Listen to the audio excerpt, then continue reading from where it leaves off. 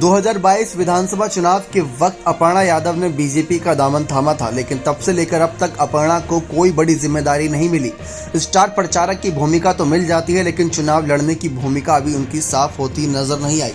हाल ही में हुए मेयर चुनाव के दौरान भी इस बात की चर्चा थी कि अपर्णा को आय किया जा सकता है, लेकिन तब भी ऐसा होता नजर नहीं आया। इसके बाद से ही कयास लगाए जाने शुरू हो गए कि क्या अपर्णा अपना मन बदलकर वापसी समाजवादी पार्टी में करेंगी। सवाल ये भी था कि अगर सपा वापसी कर भी लेते हैं तो अखिलेश यादव की नाराजगी अपर्णा को लेकर इतनी ज्यादा बढ़ चुकी है कि वो अपर्णा को कोई बड़ी जिम्मेदारी सपा में देंगे ही नहीं। लेकिन दूसरी तरफ चाचा शिवपाल अब नेताजी के निधन के बाद से समाजवादी पार्टी में ही नहीं बल्कि सैफई परिवार में भी बड़ी भूमिका निभा रहे हैं सबको एक साथ रखने की। तो इसी दौरान लगातार चाचा शिवपाल से बातचीत हुई मीडिया की और उन्होंने अपर्णा यादव को लेकर भी तमाम सवालात किए, क्योंकि अपर्णा यादव भी बड़ी बहू डिंपल यादव की तरह कमाल कर सकती हैं और किसी सांसदीय सीट पर उतर के अपनी मौजूदगी दर्शाकर उस सीट को जीत सकती हैं, जैसे डिंपल यादव ने मैनपुरी सीट हासिल करी थी नेताजी के निधन के बाद। वैसे कई सारी ऐसी समाजवादी पार्टी की पारिवारिक सीटें हैं जिस पर अपर्णा यादव को जिम्मेदारी दी जा सकती थी। लेकिन इन सब के बीच शिवपाल यादव ने साफ कहा कि कहीं ना कहीं बड़ी बहू डिंपल यादव तो अच्छा कर ही रही है राजनीति में, उनको पूरा समर्थन मिला हुआ है हमारा।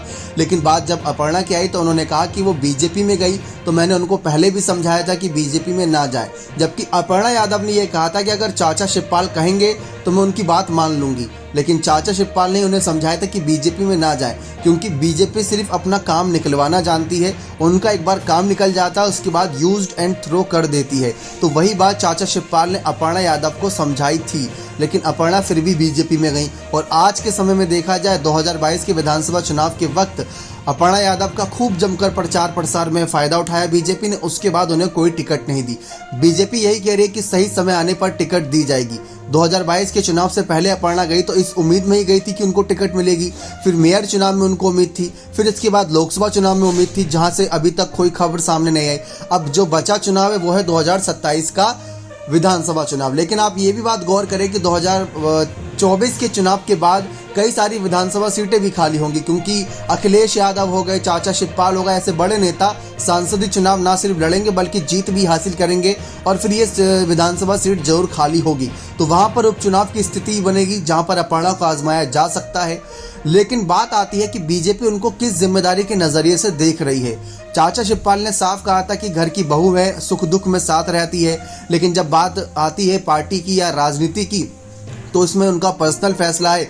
और बात सपा में उनको जिम्मेदारी देने की रही तो वो अखिलेश यादव का फैसला, इस पर मैं कुछ नहीं कह सकता। लेकिन हाँ, बीजेपी में जाने का आने का ऑफर मुझे भी बहुत मिला था, लेकिन मैं बीजेपी में नहीं गया क्योंकि मुझे पता था बीजेपी सिर्फ अपना काम निकलवाती। यही बात उन्होंने अपर्णा को समझाई थी। अब देखते हैं अपर्णा कब तक सब्र रखकर बीजेपी के साथ बनी रहती हैं। बने रहे चैनल के साथ। बहुत बहुत धन्यवाद।